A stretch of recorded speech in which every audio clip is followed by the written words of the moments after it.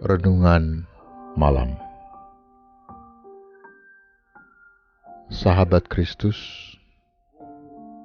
kata damai merupakan keadaan atau suasana yang dicari manusia, namun sekaligus juga ditolaknya.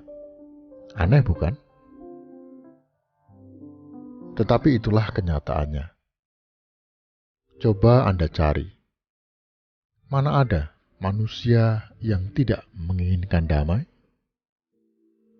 Hampir setiap doa yang dinaikkan selalu mengandung harapan akan kehidupan yang dipenuhi damai. Tetapi coba Anda perhatikan, sahabat Kristus.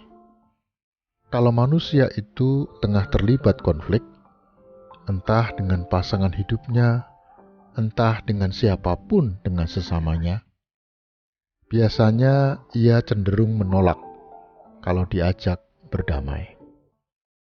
Yang ada hanyalah dendam dan kemarahan. Kalaupun akhirnya ia berdamai, biasanya damai itu tidak langsung terwujud, tetapi melalui proses dan negosiasi yang lama. Padahal damai itu selalu dicari, didoakan. Mestinya ajakan berdamai harus segera disambut tanpa proses negosiasi yang berkepanjangan. Yang paling aneh lagi adalah pernyataan Yesus. Pada waktu datang, ia sering berucap, "Damai sejahtera bagimu."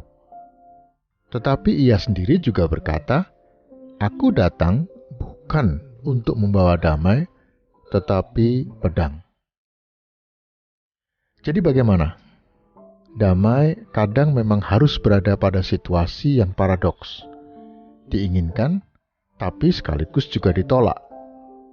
Bukan karena damai itu bersifat paradoks, melainkan karena manusia pencari damai itulah yang kerap kali berada pada situasi paradoks, dalam ketegangan antara damai dengan dendam dan permusuhan.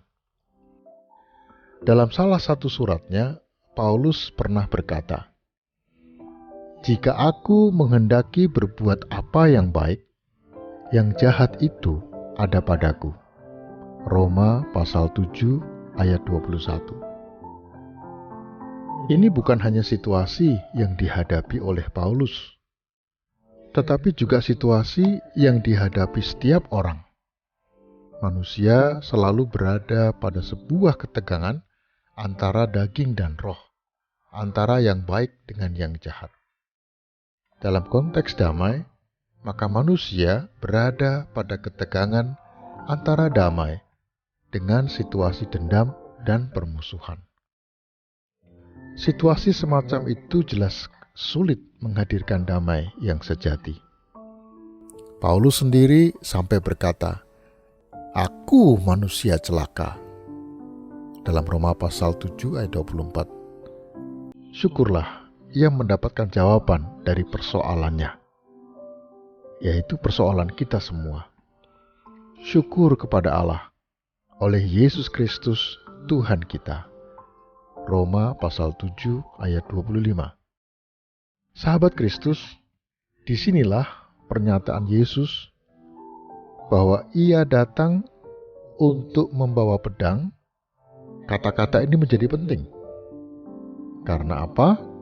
Ia datang membawa pedang bukan berarti bahwa Yesus tidak menginginkan damai, tetapi agar damai sejati mewujud. Manusia harus keluar dari ketegangan dirinya. Dibutuhkan pedang untuk mengoperasi dan menyingkirkan segala keinginan jahat manusia. Manusia tidak bisa tinggal dalam ketegangan selamanya. Manusia harus memilih Yesus.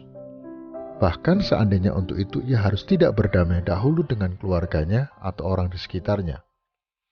Maksudnya bukan berperang atau berseteru, tetapi menempatkan Yesus sebagai pilihan utama. Itulah sebabnya ketika Paulus berbicara tentang daging dan roh, kembali menjadi sebuah pilihan dihadirkan. Dan Paulus memberi nasihat, pilihlah roh, atau hiduplah oleh roh dalam Galatia pasal 5 ayat 16. Ketika manusia menentukan pilihannya, yaitu Kristus, mungkin saja ia masuk pada situasi yang tidak damai. Tetapi itulah awal dari munculnya damai sejati. Amin. Mari kita berdoa.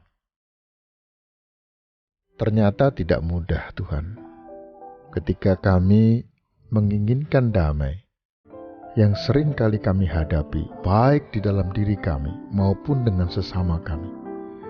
Ternyata yang kami munculkan seringkali adalah konflik, yang seringkali adalah iri hati, dendam. Ampuni kami ya Tuhan. Dan apabila esok Tuhan masih memberikan kesempatan untuk kembali dibangunkan dalam keadaan baik dan segar, maka bimbinglah dengan roh-Mu yang kudus, agar aku mampu berdamai dengan diriku, berdamai dengan sesamaku. Amin.